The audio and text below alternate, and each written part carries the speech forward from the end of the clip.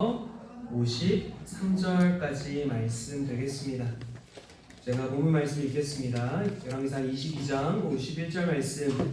유다왕 여호사밧 제17년에 아합의 아들 아하시아가 사마리아에서 이스라엘의 왕이 되어 2년을 이스라엘을 다스리니라.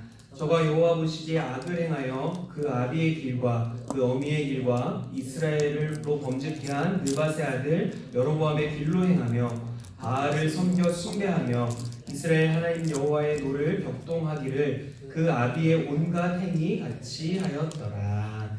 네. 자, 먼저 살펴볼 왕은요, 첫 번째로 아하시아 왕입니다. 이 아하시아 왕은 북이스라엘 오므리 아합에 이어서 제4왕조의 3대 왕이죠. 그리고 전체로는 제8대 왕이 아하시아 왕입니다. 그런데 하나같이 북이스라엘 왕들의 이름의 뜻을 보면요, 너무나 좋은 이름들이에요. 아하시아의 이름이 뜻이 무엇이래요? 여호와께서 붙잡으셨다. 여호와의 소유라는 뜻이에요. 그래서 그 이름처럼 하나님께서는요, 이 아하시아 왕을 여러 번 붙잡아 주셨습니다. 자, 그런데도 불구하고 그러한 하나님의 경고를 거부하고 왕이 된 지 몇 년 만에요? 2년 만에 죽게 되고 말았다라는 거죠. 자, 첫 번째로 아하시아는 부모의 죄를 그대로 답습했습니다.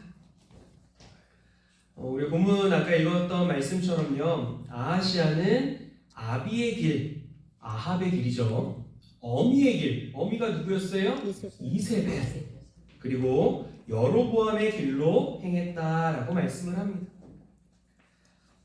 그러니까 분명히 아하시아는 누구보다 자기 아버지 아합이 바알과 아세라를 섬기고 하나님을 대적하고 하나님의 말씀을 무시하고 하나님께 도전하는 삶을 살다가 얼마나 비참하게 죽게 되었는지, 최후를 맞았는지 누구보다도 아들인 이 아하시아가 똑똑히 지켜봤을 것이에요.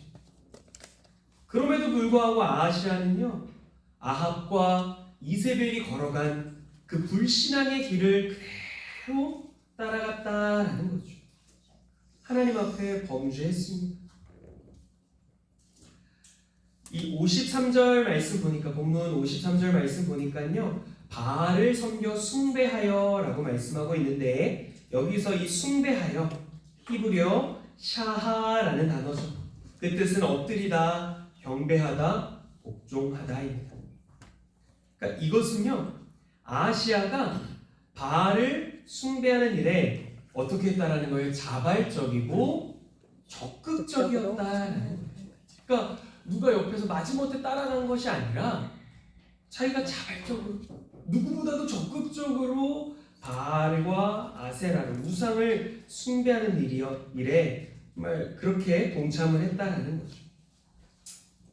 그러니까 결국에 아하시아가 하나님의 심판을 받아서 2년 만에 죽게 되었는데, 그것은 단지 부모의 영향뿐만이 아니라 본인 스스로도 죄에 대해서 적극적인 그러한 악행 때문에 죽게 되었습니다.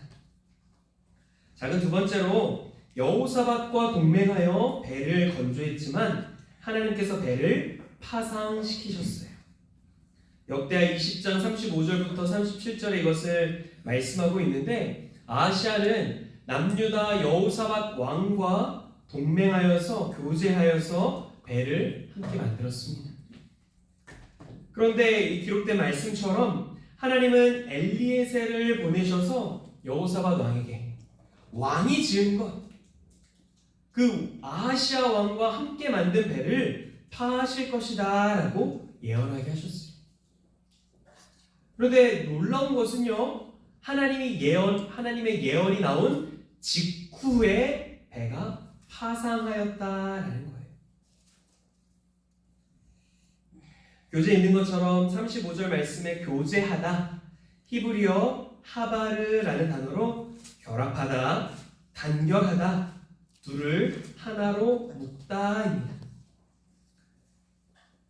그리고 37절에 파하시리라, 히브리어 파라츠라는 단어로 갑자기 부수다, 깨트리다, 터치고 나오다라는 뜻이죠.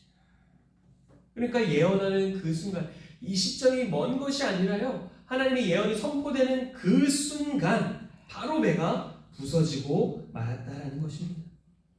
자, 그렇다면 이 사건, 아하시아 왕과 여호사밧 왕이 동맹해서 배를 만들었지만 부서지게 만드신 이 사건을 통해서 하나님은 우리에게 무엇을 말씀하는 것일까요?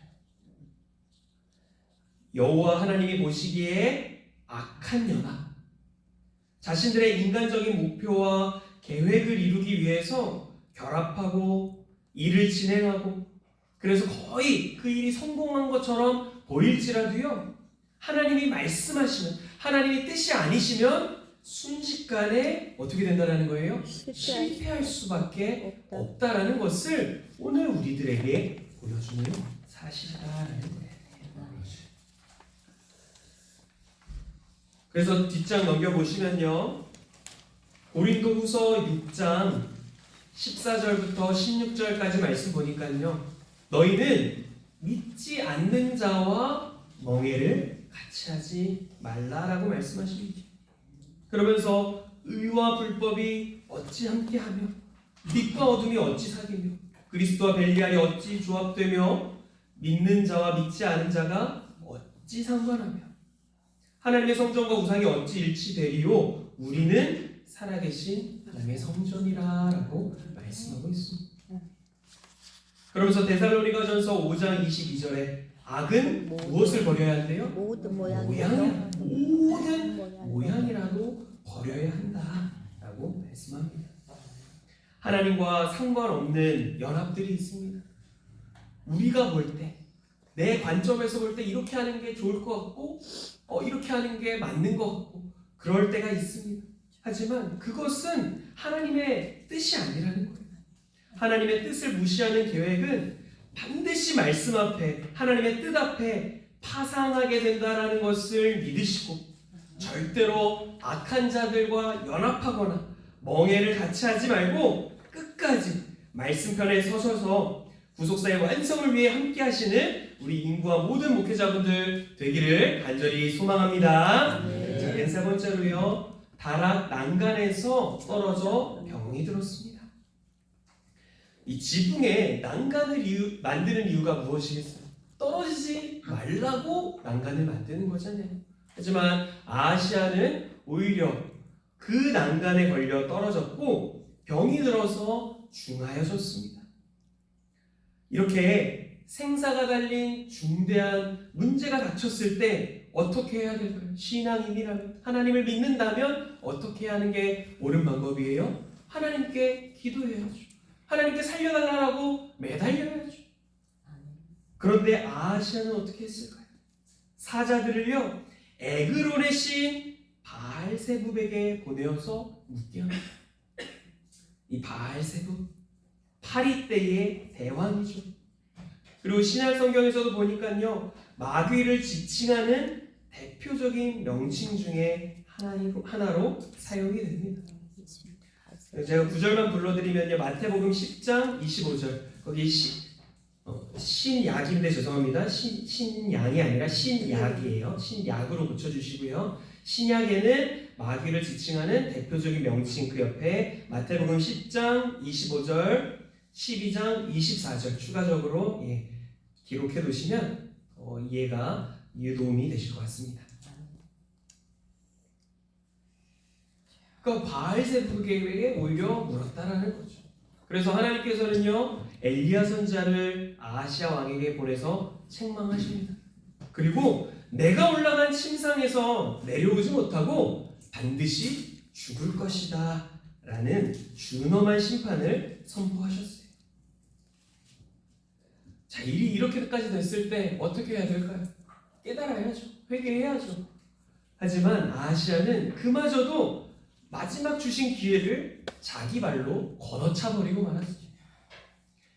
어떻게 했냐면 엘리야를 붙잡기 위해서 50명의 군사를 보냈습니다. 그러자 하나님께서는요, 하늘에서 불을 내려서 그 50명의 군사들을 모두 다 불사르셨어요. 이때 아하시아가 어떻게 했을까요? 또다시 50명의 군사를 보내요. 그러자 하나님께서는 또 동일하게 불로 그들 모두를 불사르셨습니다. 아하시아가 몇 차례로 보냈어요?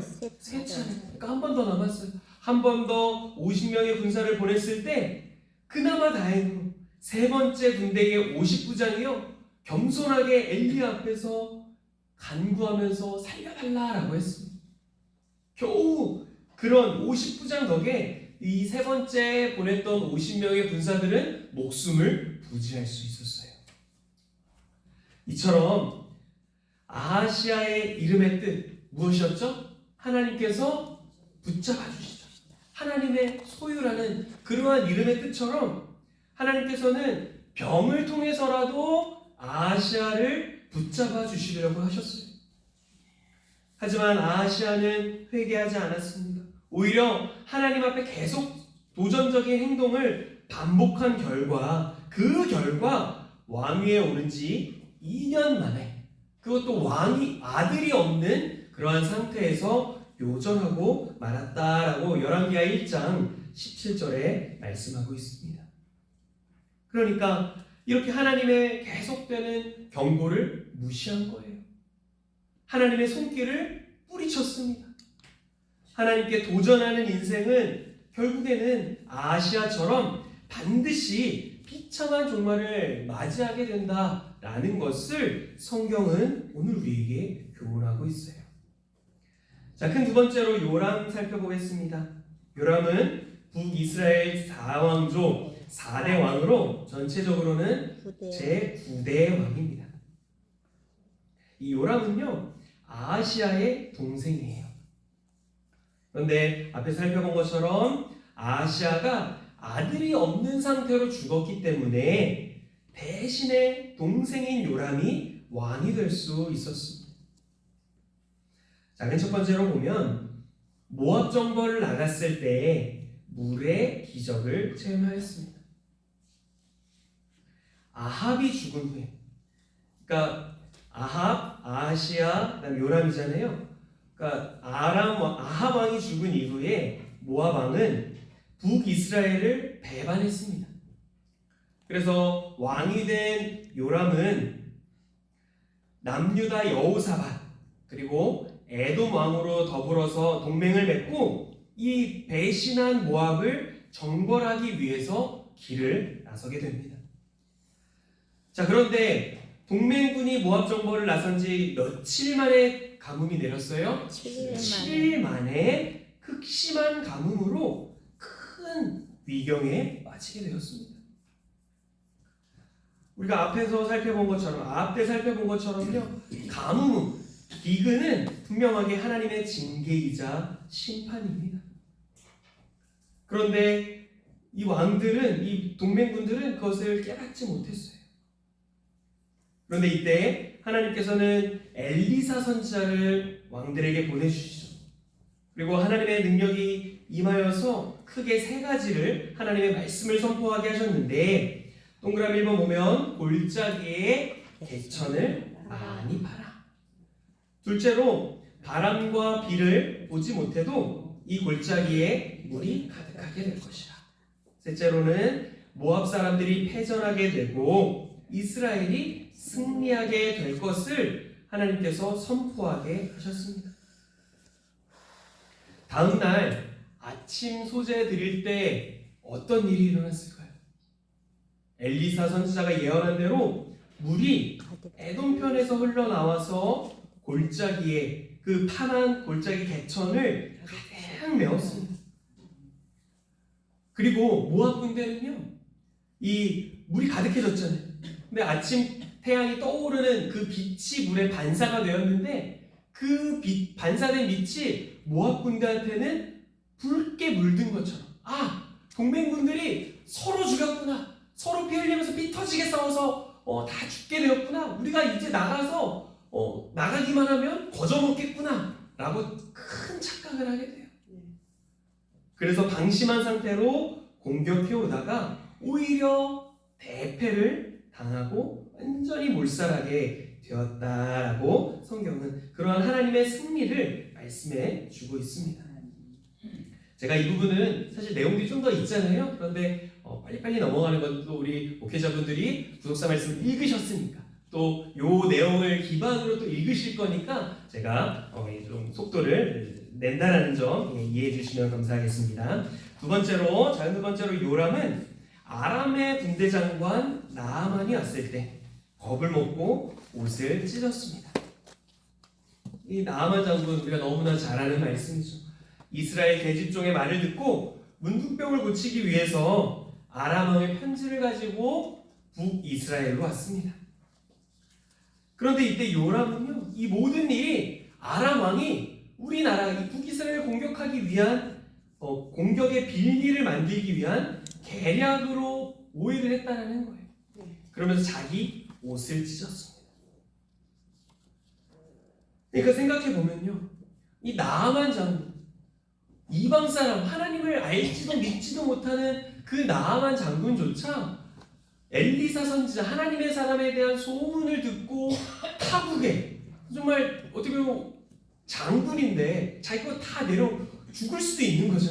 근데 자기 병을 고치기 위해서 다 내려놓고 하나님의 사람을, 엘리사를 찾아왔는데, 정작 이 요람 왕은요, 엘리사를 통해서 몇 번이나 하나님의 은혜를 체험했음에도 불구하고 막상 위기 상황이 닥치자 하나님을 찾지도 않고요, 하나님의 사람을 찾지도 않는 그러한 신앙이었다라는 것을 말씀해 줍니다.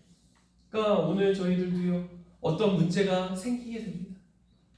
그런데 우리가 바라봐야 될 것은요, 그 문제를 바라보는 것이 아니라 문제보다 더 크신, 이 문제를 반드시 해결해 주시는 그러한 살아계신 하나님만을 바라보는 저와 여러분 되시기를 간절히 소망합니다. 작은 세 번째로, 아람 1차 침공 때 아람 군사들의 눈이 닫히고 열리는 것을 체험하였습니다. 아람 왕은 이 아람과 이스라엘 간의 전쟁이 끊어지지 않았어요. 그런데 아람은 번번이 북이스라엘에 패했습니다. 그 이유가 무엇이었을까요? 엘리사 선지자가 아람 왕의 계획을 미리 다 알고 대비했기 때문이에요. 그러니까 아람 왕이 어떻게 했습니까? 군대를 동원해서 엘리사가 있는 그 도단성을 포위했어요. 엘리사만 없으면 우리가 이길 것이다 라고 생각했기 때문에 이번 기회에 엘리사를 잡아서 죽여야 되겠다 라고 생각하고 도단성을 포위했습니다. 이때 하나님이 엘리사의 기도를 들으시고 아람 군대의 눈을 순식간에 어둡게 만들어 버리셨어요. 그리고 그들이 앞이 전혀 보이지 않는 그런 상태에서 엘리사가 그들을 인도합니다. 그런데 어디로 인도했냐면 도단에서, 우리 7페이지에 있죠, 도단에서 19km 떨어진 사마리아 성까지 인도를 했어요. 그리고 그곳에서 사마리아 성 한가운데서 하나님께서는 다시 그 아람 군대의 눈을 여셨습니다. 그러니까 얼마나 당황했겠어요. 적진 한가운데 분명히 자기들이 도단성을 포위해서 엘리사만 잡으면 우리가 이길 수 있을 것이다 라고 의기양양했던 그 아람 군대가 갑자기 그 사마리아 성 중심에 딱 놓여있는 거, 얼마나 놀라고 당황했겠어요. 우린 이제 꼼짝없이 죽었구나 라고 생각하고 있었는데, 엘리사가 요람 왕에게 이들을 잘 대접해서 그냥 돌려보냅시다. 또 이때 요람이요, 그럽시다, 동의했어요. 그래서 피 흘림 없이 전쟁이 끝나게 되었죠.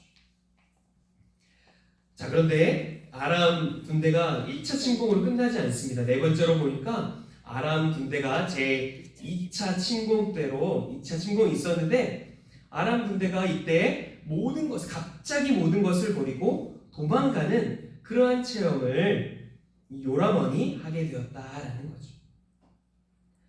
아람 군대의 2차 침공으로 사마리아 성을 포위했습니다. 그러자 북이스라엘은 극심한 기아에 빠지게 되었어요. 특히 열왕기하 6장 29절 말씀에 보니까요, 나귀 머리 하나에 몇 세겔이었대요? 은 80세겔이었다. 그리고 합분태 4분의 1 값에 은 5세겔이라.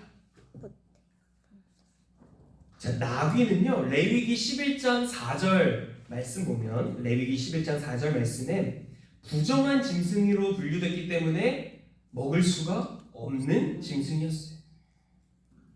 그리고 은 1세겔, 80세겔 말고요, 은 1세겔은 일반 노동자의 4일치 품삯이었습니다. 그런데 그 먹을 수 없었던 나귀 머리가 은 80세겔에 판매가 되었다라는 거죠. 그마저도 없어서 못 먹는 상황이었다라는 거예요. 그러니까 얼마나 그 당시에 사마리아 성에 식량난이 극심했는지를 이 구절을 통해서 알려주는 것입니다. 뿐만 아니라 여인들이요, 먹을 것이 없으니까 자기 아이를 잡아서 삶아먹고 내일은 내 아들을 먹자. 그런데 어떻게 돼서 다음날 자기 아들을 숨기는, 그래서 다툼이 나는, 너무나 먹을 것이 없어서 자기 아이를 잡아먹는 그러한 비참한 지경에까지 북이스라엘이 지금 처해 있는 상황이었습니다. 이때 요람이 어떻게 했을까요? 엘리사 선지자를 붙들고 간절히 기도해야죠. 이 나라 살려달라. 내가 잘못했다고, 내가 회개하겠다고, 돌이키겠다고, 하나님만 믿고 의지하겠다라고 왕이 정말 엎드려서 간절히 회개해도 부족할 판에 요람은요, 아람 군대의 1차 침공 때 그 군대를 죽이지 않고 그냥 돌려보냈기 때문에 오늘과 같은 고통을 겪게 되는 것이다. 그러면서 모든 책임을 누구에게 돌렸어요? 엘리사에게 돌리면서 신하를 보내어서 엘리사의 목을 베라라고 명령을 했습니다. 그렇지만 하나님께서는요, 사람이 도저히 생각할 수 없는 방법으로 역사하셨습니다. 기근 상황에 성문 어귀에 4문둥이가 있었어요. 문둥이는 문둥병으로 인해서 성으로 들어갈 수 없죠. 그리고 성 안으로 들어간다 한들 이미 성 안에 먹을 것이 없는데 문둥병자들 입장에서는 성 안에 들어가나? 들어가서 먹을 게 없으니까, 자, 차라리 그러면 우리 아람 군대한테 항복하자. 뭐 죽든지 아니면 뭐 먹을 것을 던져두든지 하지 않겠느냐. 이래 주구나 저래 주구나 마찬가지니까 우리 아람 군대 쪽으로 한번 가보자 라고 4문둥이가 얘기를 하고 걸어갑니다. 아람 군대 진으로 걸어가죠. 자, 그런데 그곳에 가봤더니요, 이미 아람 군대가 그 진에 한 사람도 남아있지 않았어요. 이것은 왜 그랬습니까? 문둥이가 걸어가는 그 순간에 그 발걸음 소리가 4명 걸어가는 거잖아요. 그런데 마치 그 발걸음이 큰 군대 소리가 걸어가는, 병거 소리와 말 소리와 큰 군대의 소리로 듣게 하셨다. 열왕기하 7장 6절 말씀처럼 큰 소리로 듣게 하셔서 그들이 아람 군대가 그 모든 것, 장막도요, 말과 나귀와 식량과 금은 것 다 냅두고 여기 있다가 우리 꼼짝없이 죽겠구나 하고서 불이렇게 도망가 버렸다라는 거예요. 이로 인해서 엘리사의 예언대로 내일 이맘때에 모든 식량난이 해결될 것이다. 열왕기하 7장 1절의 엘리사의 예언대로 하나님께서는 우리가 생각하지 못하는 그 방법, 그리고 순식간에 모든 식량난을 해결해 주시고 말씀을 이루어 주셨어요. 그러니까 요람의 생애를 보면요, 수많은 기사와 이적을 통해서 하나님의 높으심을 체험하는 생애였습니다. 그럼에도 불구하고요, 요람은 끝까지 믿지 못했다라는 거예요.